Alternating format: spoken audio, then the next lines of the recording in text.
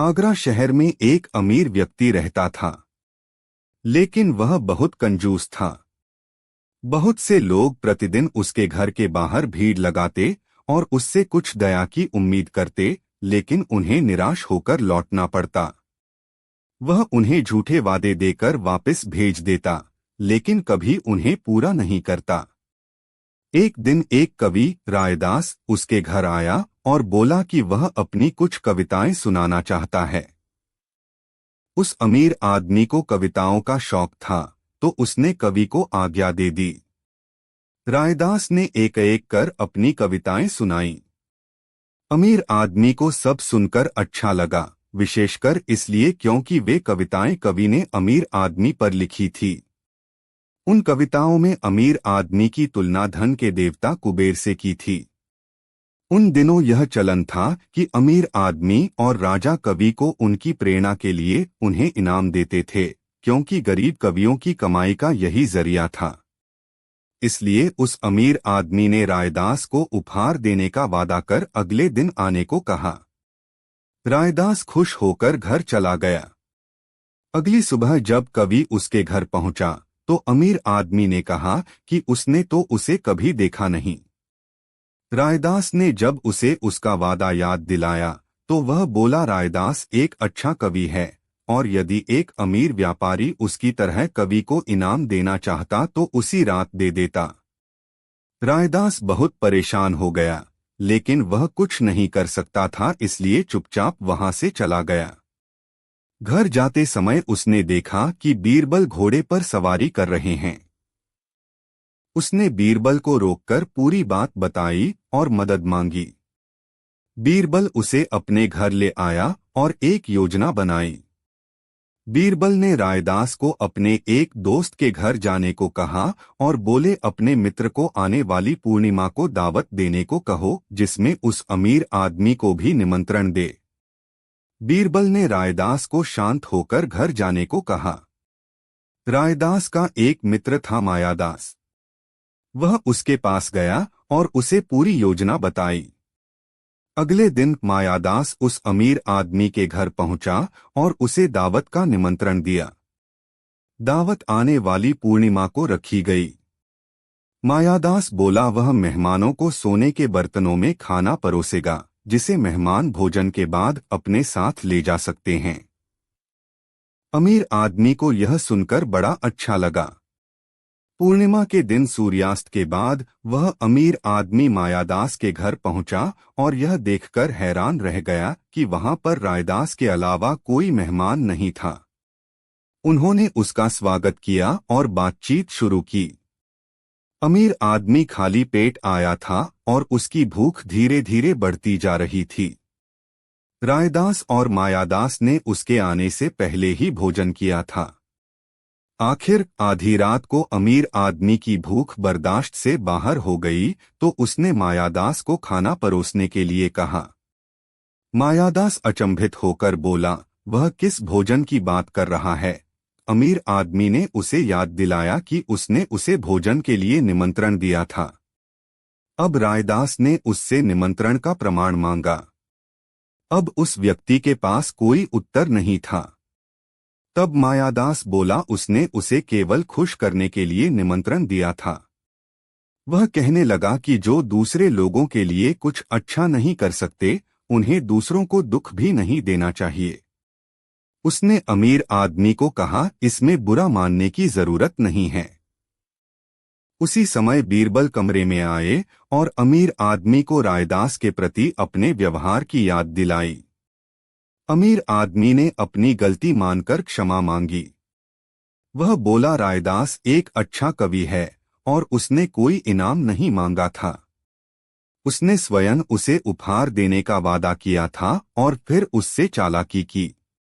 उस गलती को सुधारने के लिए उसने रायदास को अपने गले में पहना हुआ हार निकाल कर दिया। फिर सबने इकट्ठे बैठकर भोजन किया। रायदास ने बीरबल की प्रशंसा की और उसको धन्यवाद दिया। बादशाह अकबर ने भी रायदास को दरबार में बुलाया और इनाम दिया।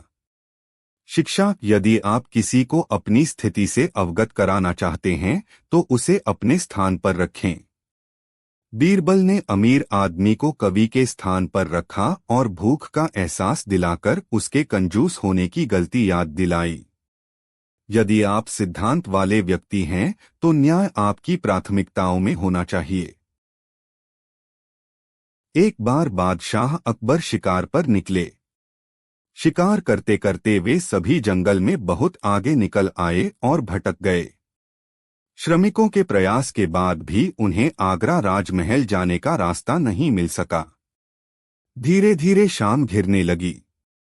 सबकी भूख प्यास से बुरा हाल हो गया, लेकिन वे अभिलेख और अनुमान के आधार पर आगे नहीं बढ़ रहे हैं। कुछ देर में वे सब एक साथी पर पहुंचे। उन्हें उम्मीद थी कि वहां से एक अलग महल को जाया जाएगा, लेकिन कौन सा, ये पता लगाना जरूरी था। पास पास कोई ऐसा व्यक्ति नहीं दिख रहा था जिससे रास्ता पूछा जा सके।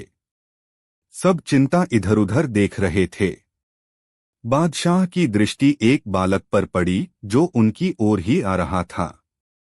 पास आकर बादशाह अकबर ने बालक से पूछा, बालक, जरा बताओ तो आगरा के लिए कौन सी सड़क जाती है? बादशाह का प्रश्न आश्चर्यचकित होकर बालक की हंसी और बोला, महाशय, सड़क कहीं नहीं जाती, जाना तो तुम्हें ही मिलेगा। उनकी इस निर्भीकता और वाक्पटुता से बादशाह अकबर बड़े प्रभावित और आकर्षक होकर बोले, बहुत वाक्पटु जान फिल्मी हो बालक, भाजपा का नाम क्या है? मेरा नाम महेश दास महाशय। और आपका नाम? बालक ने तपाक से उत्तर देते हुए प्रश्न भी कर दिया। कहते हुए अकबर ने उत्तर दिया, तुम हिंदुस्तान के अकबर से बात कर रहे हो। यह जानने वाला बालक सिर झुकाकर बादशाह अकबर का अधिपति हुआ। अकबर ने अपनी उंगली से अंगूठे की अंगूठी निकालकर बच्चे को दे दिया और बोला, बालक, हम विवाह करते हैं और निडरता देखकर बहुत खुश हैं। हमारा राजमहल आना और ये अंगूठी हमें दिखाना, हम तुरंत पहचान लेंगे और इनाम दे देंगे। चलो अब बताओ कि आगरा जाने का रास्ता कौन सा है? बच्चे ने रिंग ले ली और आगरा जाने का रास्ता उन्हें बताया। समय समय पर महेश और दास युवा हो गए। एक दिन उन्होंने अपनी मुलाकात के दौरान राजमहल जाने का विचार किया और अपनी पुरानी अंगूठी लेकर अपने घर से निकल पड़ी। राजमहल पहुंचकर वह हैरान रह गया। कीमती पत्थरों से निर्मित और बेहतरीन निर्माण से सज्जित पैलेस राजमहल में उनकी अस्थियां फटी की फटी रह गईं। कुछ देर बाद राजमहल को निहारने के बाद जब वह अंदर जाने लगा तो दादा पर्दे ने उसे रोक दिया, रुको, ऐसे कैसे अंदर चल जा रहे हो? बादशाह अकबर द्वारा दी गई अंगूठी दिखाते हुए महेश दास दरबान से बोले, महाशय, जहां मुझे पाना से मिलना है। दरबान ने उसे राजमहल में प्रवेश के लिए राजी हो गया, इस शर्त पर कि उसने उसे इनाम दे दिया, उसका आधा हिस्सा उसे दे देगा। बीरबल ने शर्त मान ली। राजमहल में प्रवेश कर उन्होंने बादशाह अकबर के दरबार में प्रवेश किया। बादशाह सलामत को सलाम करने के बाद वह रिंग में दिखाई दी, जिसे पहचानकर बादशाह बोले, अरे, तुम्हें तो वो बच्चा हो जिसने हमें सिखाया था। जी हुजूर, बोलो, इनाम में क्या चाहिए? जहां पनाह, मैं चाहता हूं कि आप मुझे इनाम में 100 कोड़े लगाए दें, महेश दास ने नम्रता से निवेदन किया। अकबर हक्के बक्के रह गए।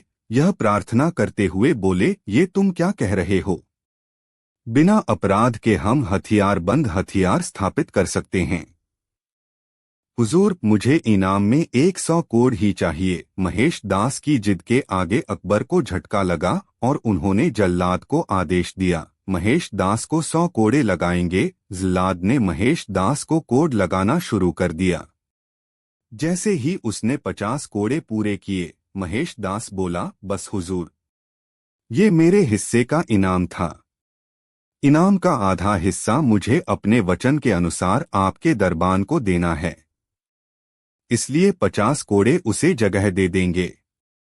यह शेखर बीरबल ने राजमहल में प्रवेश के लिए दरबान से हुई बातचीत का पूरा विवरण बादशाह अकबर को दिया था।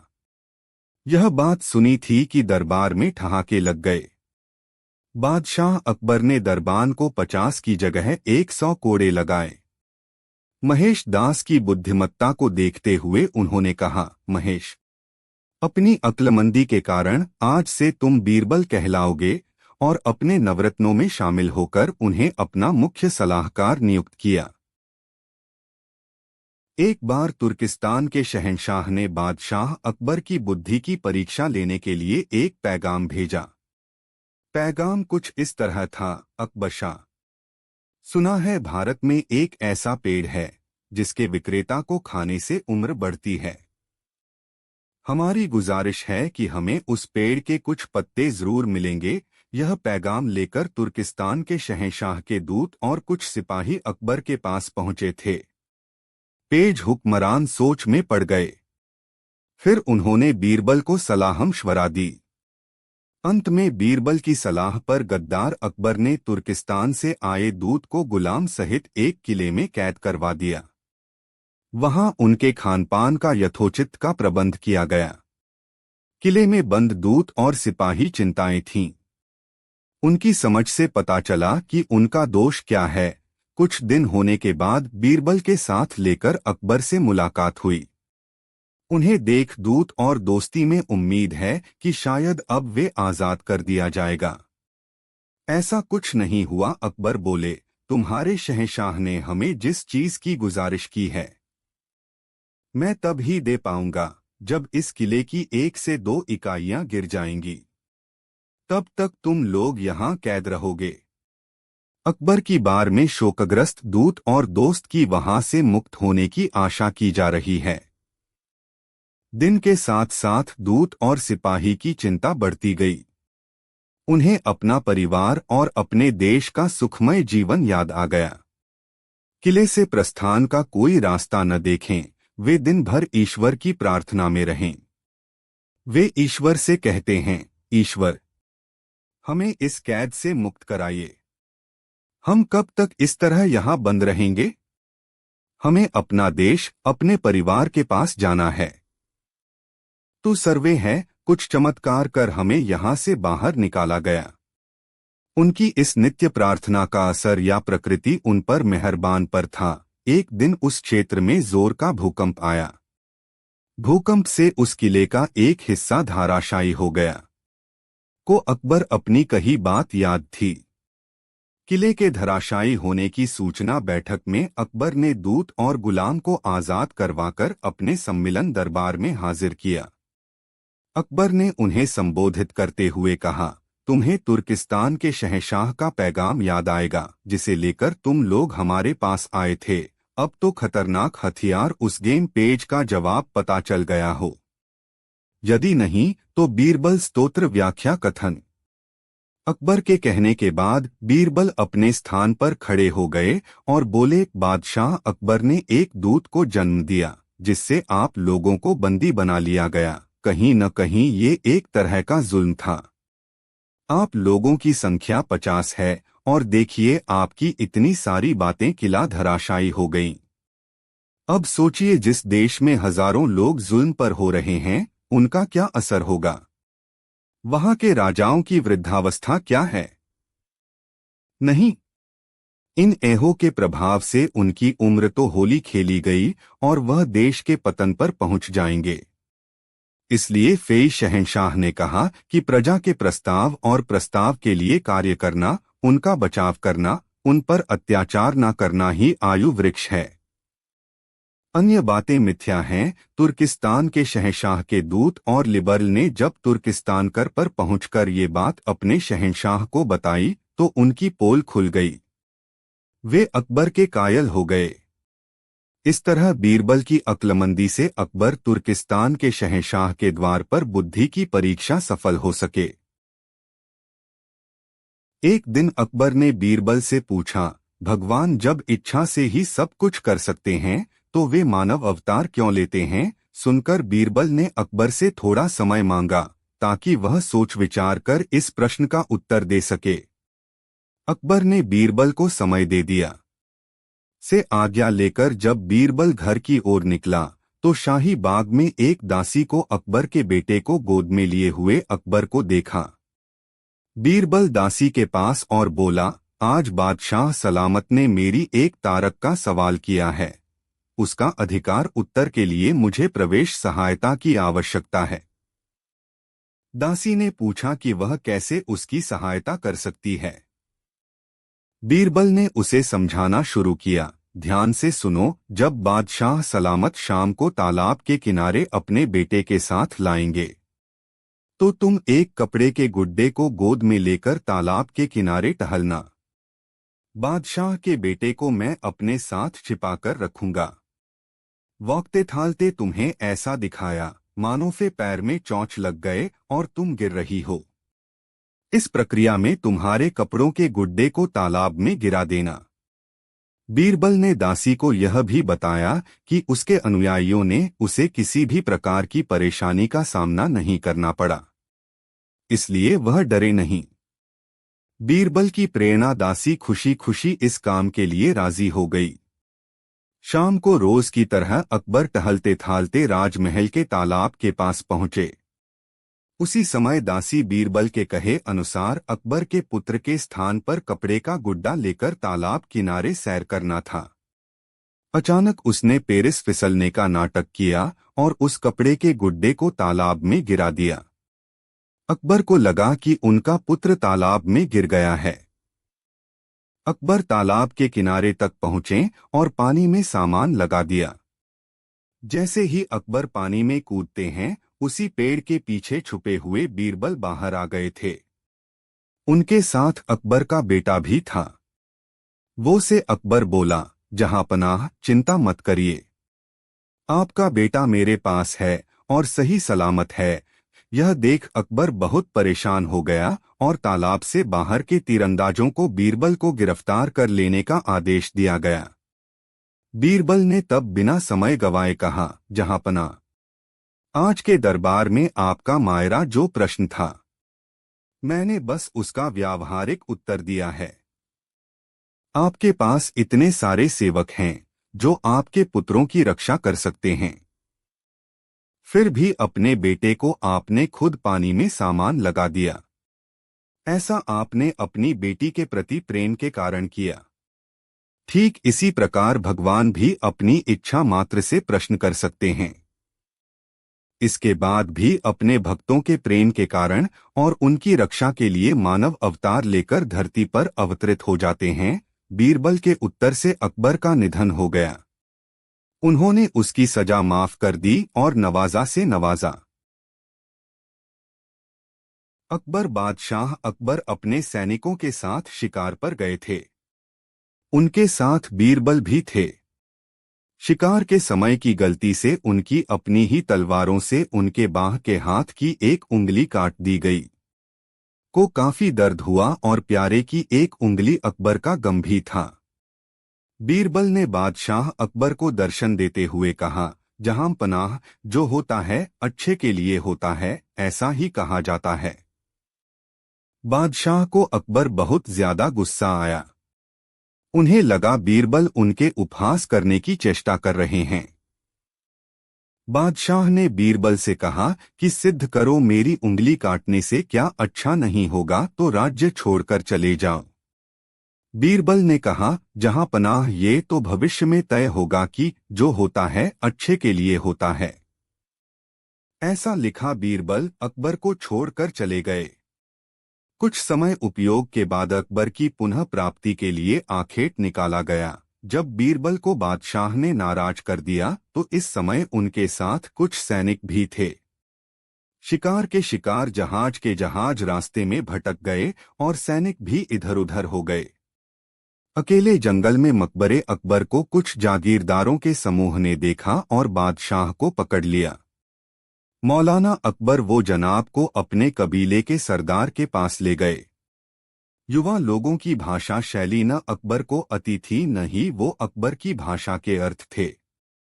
कबीलों के सरदार ने बादशाह अकबर को जनजातीय समुदाय के पूज्य देवता की मूर्ति के सामने पेश किया। अकबर को कुछ नहीं सूझ रहा था, उनका साथ क्या होने वाला है। किले ने सरदार के आदेश पर बादशाह अकबर को नहलाया और कुछ खाने को दिया। इसके बाद वोरा को अपने देवता के सामने बलि के लिए ले जाया गया।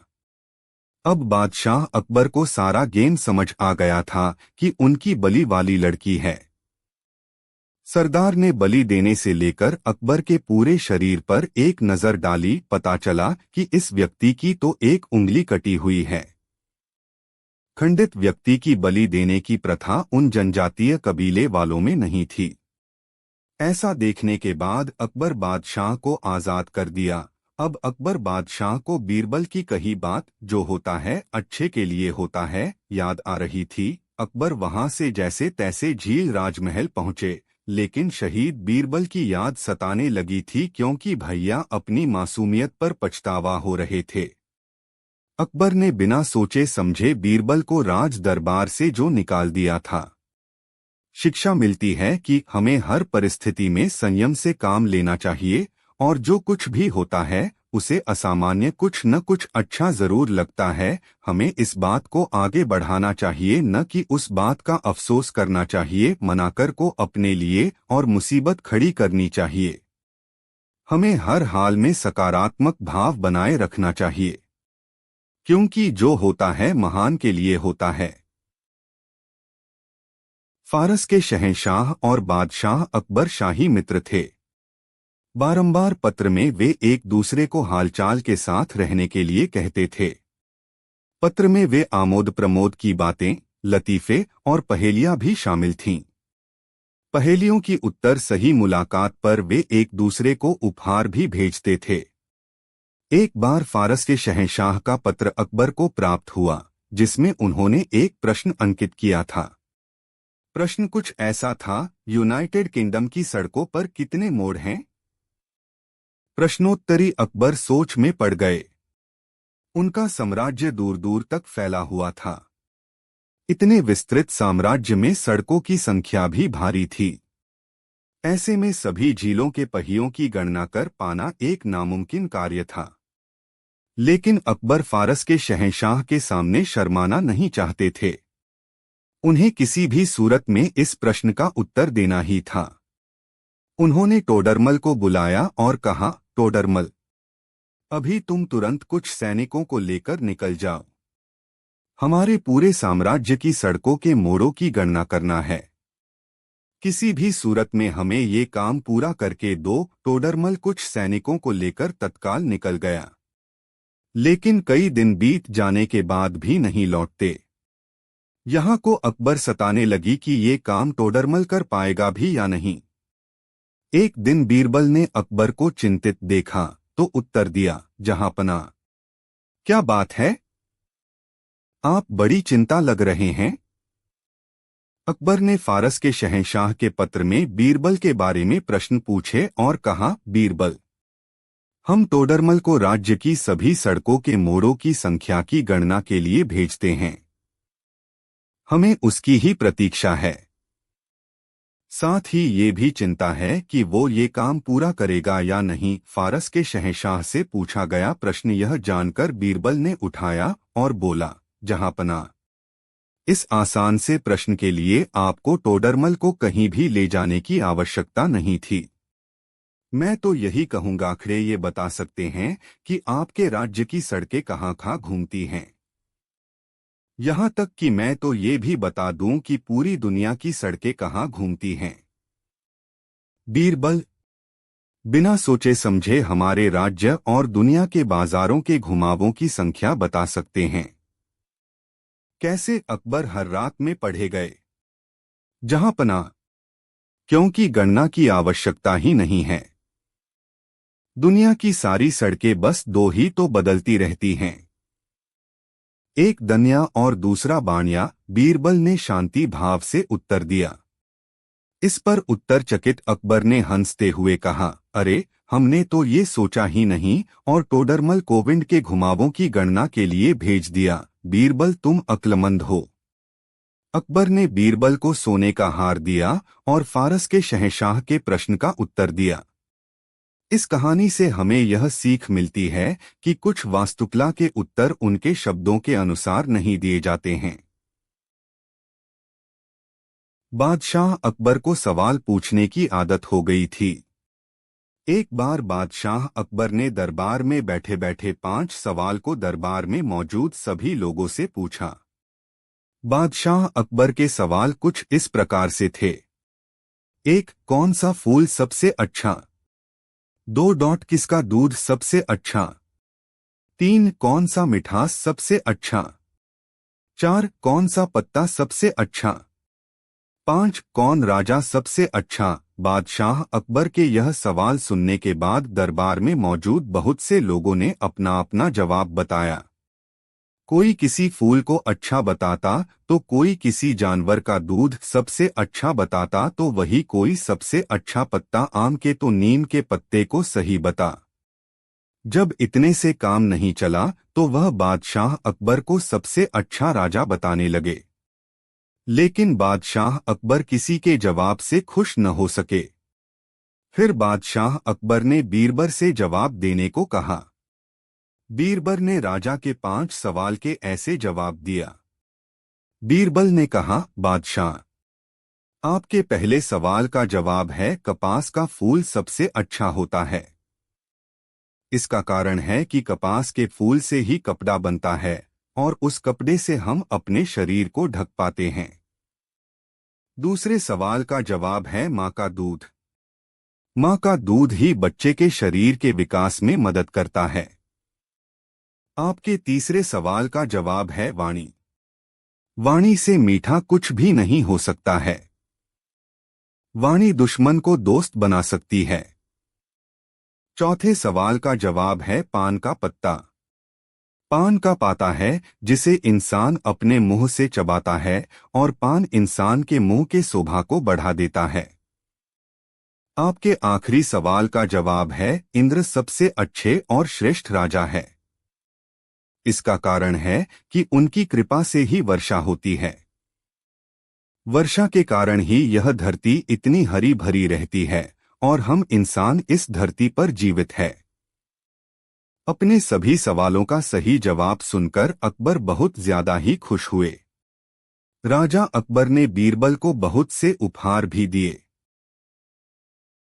एक दफा शहंशाह अकबर ने घोषणा की कि यदि कोई व्यक्ति सर्दी के मौसम में नर्मदा नदी के ठंडे पानी में घुटनों तक डूबा रहकर सारी रात गुजार देगा, उसे भारी भरकम तोहफे से पुरस्कृत किया जाएगा। एक गरीब धोबी ने अपनी गरीबी दूर करने की खातिर हिम्मत की और सारी रात नदी में घुटने पानी में ठिठुरते बिताई और जहांपनाह से अपना इनाम लेने पहुंचा। बादशाह अकबर ने उससे पूछा, तुम कैसे सारी रात बिना सोए खड़े खड़े ही नदी में रात बिताए? तुम्हारे पास क्या सबूत है? धोबी ने उत्तर दिया, जहांपनाह, मैं सारी रात नदी छोर के महल के कमरे में जल रहे दीपक को देखता रहा और इस तरह जागते हुए सारी रात नदी के शीतल जल में गुजारी। बादशाह ने क्रोधित होकर कहा, तो इसका मतलब यह हुआ कि तुम महल के दिए की गर्मी लेकर सारी रात पानी में खड़े रहे और इनाम चाहते हो। सिपाहियों इसे जेल में बंद कर दो। बीरबल भी दरबार में था। उसे यह देख बुरा लगा कि बादशाह नाहक ही उस गरीब पर जुल्म कर रहे हैं। बीरबल दूसरे दिन दरबार में हाजिर नहीं हुआ, जबकि उस दिन दरबार की एक आवश्यक बैठक थी। बादशाह ने एक खादिम को बीरबल को बुलाने भेजा। खादिम ने लौटकर जवाब दिया, बीरबल खिचड़ी पका रहे हैं और वह खिचड़ी पकते ही उसे खाकर आएंगे। जब बीरबल बहुत देर बाद भी नहीं आए तो बादशाह को बीरबल की चाल में कुछ संदेह नजर आया। वे खुद तफ्तीश करने पहुंचे। बादशाह ने देखा कि एक बहुत लंबे से डंडे पर एक घड़ा बांधकर उसे बहुत ऊंचा लटका दिया गया है और नीचे जरा सा आग जल रहा है। पास में बीरबल आराम से खटिए पर लेटे हुए हैं। बादशाह ने तमक्कर पूछा, यह क्या तमाशा है? क्या ऐसी भी खिचड़ी पकती है? बीरबल ने कहा, माफ करें जहांपनाह, जरूर पकेगी। वैसी ही पकेगी जैसी कि धोबी को महल के दिए की गर्मी मिली थी। बादशाह को बात समझ में आ गई। उन्होंने बीरबल को गले लगाया और धोबी को रिहा करने और उसे इनाम देने का हुक्म दिया।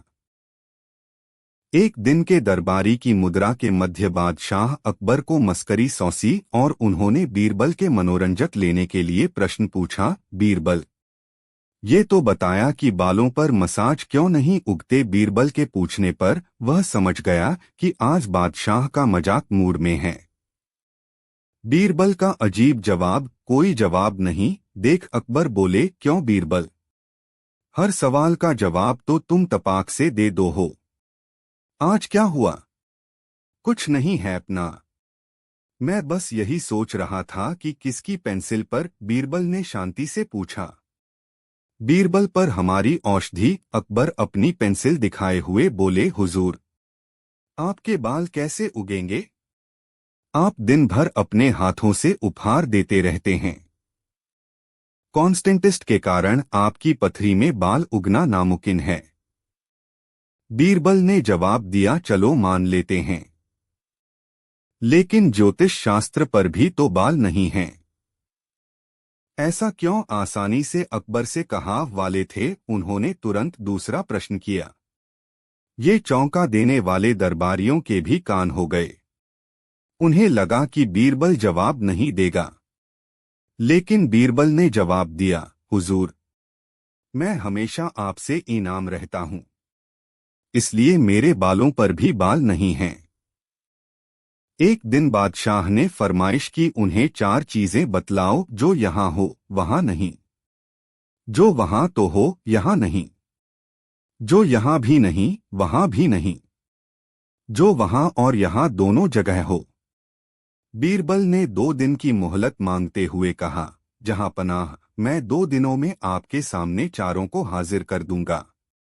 2 दिनों के बाद बीरबल ने एक वेश्या, एक साधु, एक भिखारी और एक दानवीर सेठ को बादशाह के सामने लाकर खड़ा कर दिया।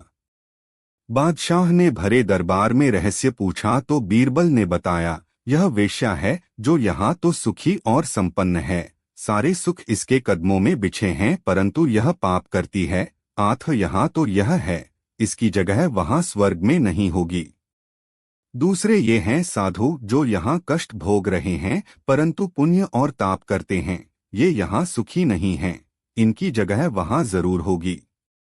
तीसरा ये भिखारी है, यह यहाँ भी सुखी नहीं है, और अच्छे कर्म न करने के कारण यह वहाँ भी सुखी नहीं होगा। चौथे ये दानवीर सेठ हैं, ये यहाँ दान पुण्य करते हैं, इसलिए इनकी वहाँ भी होगी, यहाँ भी सुखी हैं। इसकी वहाँ भी है और यहाँ भी है, दोनों जगह पर ये हैं। बादशाह की फरमाइश पूरी हुई। उन्होंने वेश्या को वहां तक आने की 30 साधु को सम्मान, भिखारी को दान, सेठ को सम्मान और उपाधि दी। एक बार बादशाह अकबर को एक बहुत सुंदर तोता तोहफे में मिला। तोता बड़ा ज्ञानी था, अच्छी अच्छी बातें करता था। बादशाह ने उसकी देखभाल के लिए एक आदमी नियुक्त कर दिया और उसे सख्त हिदायत दी कि अगर तुम्हारी लापरवाही से तोते की कोई बुरी खबर मेरे पास आई तो तुम्हें फांसी पर चढ़ा दिया जाएगा। नौकर तनमन से तोते की सेवा करने लगा। एक दिन तोते की उम्र पूरी होने के कारण वह मर गया। अब तो तोते का रखवाला घबराया और बादशाह के डर के कारण रोता हुआ बीरबल के पास पहुंचा। उसने जाते ही बीरबल के पांव पकड़े और बोला, रक्षा हुजूर रक्षा। बादशाह का तोता मर गया है और अगर मैंने यह बात उन्हें बताई तो वे मुझे फांसी पर लटका देंगे। बीरबल ने नौकर से कहा, घबराओ मत और घर जाओ। बीरबल ने बादशाह से कहा, जहां पनाह, आपका तोता साधु बन गया है और उसने समाधि ले ली है। बीरबल, तुम यह क्या कह रहे हो? तुम अवश्य मजाक कर रहे हो। क्या पक्षी भी कभी समाधि लेते हैं? जहां पनाह, तोते ने अपनी आंखें बंद कर ली है और पैर आकाश की तरफ कर रखे हैं। बादशाह तोते को देखने पहुंचे और देखकर बोले, बीरबल, क्या तुम सीधे सीधे यह नहीं कह सकते हो कि तोता मर गया? मैं कह सकता था, पर अगर मैं आपसे ऐसा कहता तो आप नौकर को फांसी लगवा देते।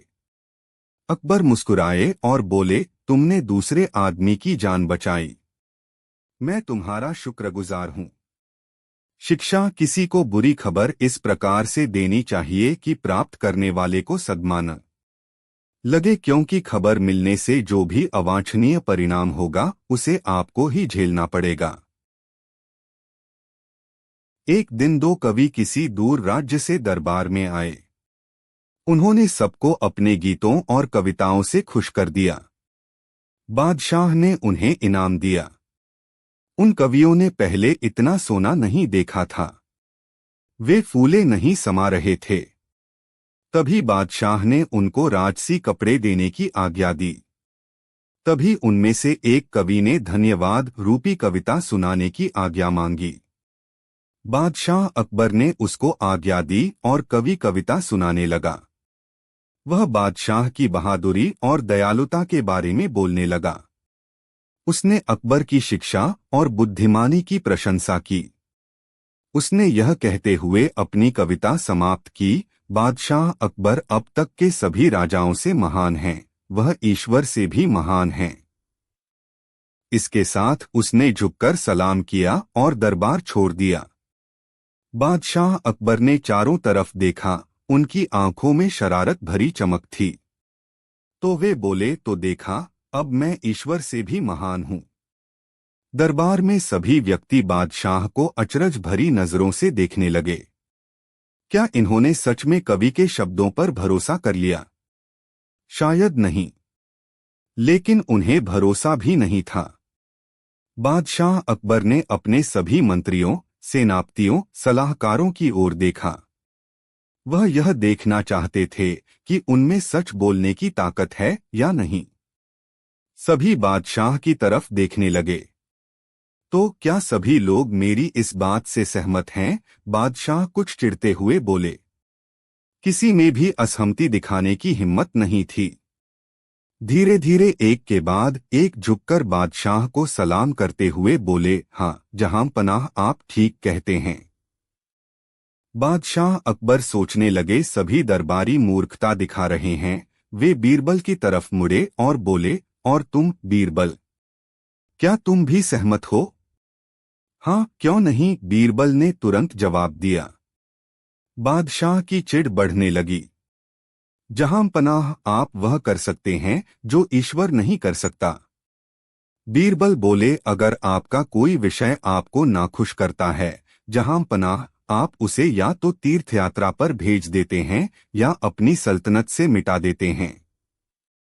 लेकिन ईश्वर नहीं। ईश्वर पूरी पृथ्वी, आकाश और स्वर्ग पर राज करते हैं। पूरे संसार में ऐसी कोई जगह नहीं है जो ईश्वर से संबंधित न हो। इसलिए वह किसी भी जीव को मिटाता नहीं है। बादशाह का गुस्सा गायब हो गया। बिल्कुल ठीक कहा, बीरबल खुशी से बोले। और फिर दरबार के हर कोने से दरबारी मुस्कराने लगे और फिर हंसने लगे। बीरबल ने दोबारा जादू कर दिखाया। शिक्षा कभी भी अपने मालिक को नीचा नहीं दिखाना चाहिए, लेकिन जब आप उसकी प्रशंसा करें तो प्रशंसा प्रामाणिक होनी चाहिए। यह मुश्किल नहीं है। अगर आपसे श्रेष्ठ लोग अपनी कमियों को जानते हैं तो आपकी झूठी प्रशंसा आपको परेशानी में डाल सकती है।